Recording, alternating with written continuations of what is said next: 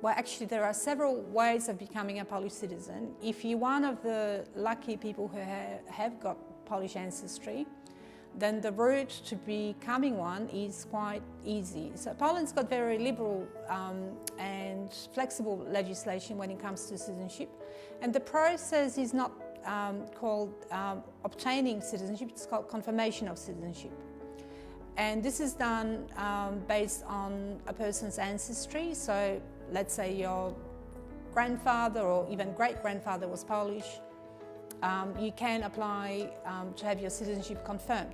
In other words, the Polish government already considers you a Polish citizen, and therefore the process is not applying for citizenship, it's applying to have your citizenship confirmed. This is done if you were born outside of Poland through an office in Warsaw at the Mazovian Voivodeship called the Voivodeship office.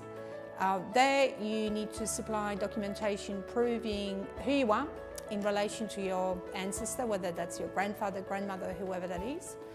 And in fact, the process entails confirming that no event took place between the time that your ancestor left Poland and the time you were born that would impede your citizenship. In other words, the Polish government checks whether your Polish citizenship was retained.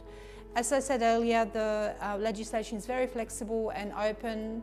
The key and the challenge in the cases that we handle is to prove your origins and provide documentation.